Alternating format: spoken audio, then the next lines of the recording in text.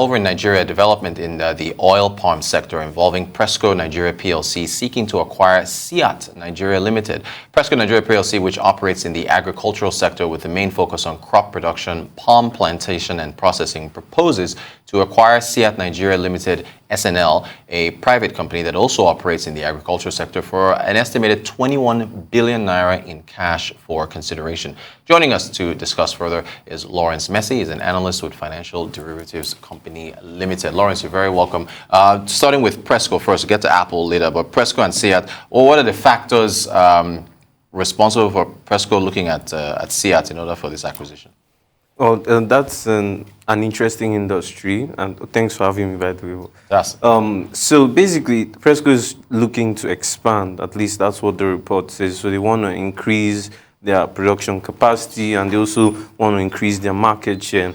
So I think these two considerations basically have informed their decision to acquire SIAT Nigeria Limited. So looking at SIAT, just a bit of figures on their part. SIAT actually has about 15 hectares of plantable land. 15,000?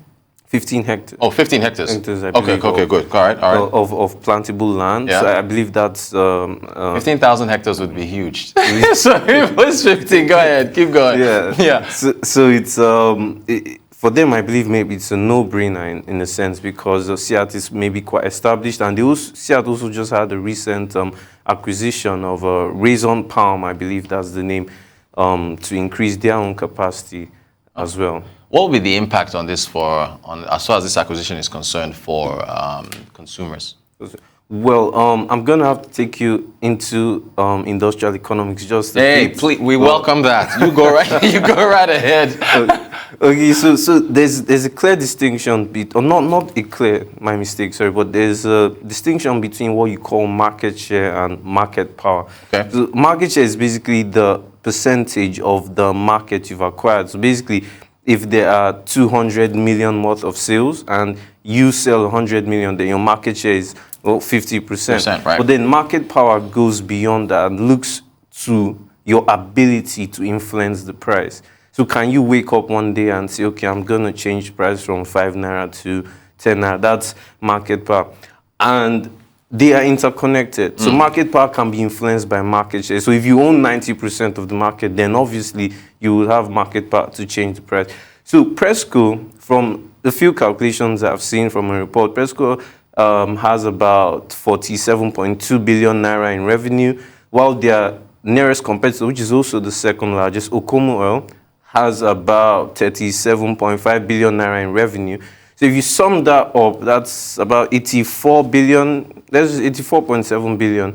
So, well, when you do all the math and whatever, you get about 56. So PRESCO has about 56. But let's look at other smaller players in the market. But 56. So acquiring more capacity from SIAT would give them more market share. They already have more than half. So acquiring more capacity gives them increased leverage in the market. So what does this mean for consumers? In an inflationary environment like Nigeria, could we be seeing a potential for them to increase prices of palm oil products? Could we be seeing increased prices of cosmetics? Because oil palm is really crucial in cosmetics, in soaps, in pharmaceuticals. So could we see increased prices in pharmaceuticals, in soaps, in rubber products? So these are possibilities, but I believe that, well, demand and supply, when they interact, they should stabilize the price at where it should be. But these are just some considerations for what could happen in the market due to this acquisition. Great stuff. And in fact, it is 15,000 hectares. It actually is. Yeah. Oil palm plantations of 15,231, of which 10,863 are mature. So so I think I was getting my acres and hectares mixed up. But it is 15,000. So excellent. As far as the assets of SIAT are concerned, bang on with PRESCO wanting to acquire all that for 21 billion naira. Let's move to Apple. So as far as what has been said about this low-end phone, that the 5G capabilities and the promise of what it could deliver, or what do you make of it? The iPhone SE, SE, which funny enough, they're saying I think they've repriced it at $400 or $425. Yeah. That's now low end. A $400 phone is now low end, but that's where we are now. Well, what do you make of what the phone what it can do? Well, I haven't actually checked the specs completely, but I believe it should have some of the latest facial ID, thumbprint, and well, now it's compatible with 5G, as you can see, which is, I think, the main differentiating factor on this phone, because what separates 5G from 4G is not just internet speed, but rather connectivity. That's it being able to interact with not just other phones or data usage, but other devices all around, virtual reality and all of that. So you're bringing that capacity to, well, as you said, a low-end phone in their definition. Right. So what does that mean, basically? Well, I guess it means that maybe middle-income people, because in Nigeria, well, middle-income people may not be able to afford that phone, but middle-income people in the broader sense of the word could now be able to use 5G capabilities, especially with the new ways of working that are going around, work from home, and with the new technologies being developed. So I guess that would mean a broader acceptance of mobile subscription.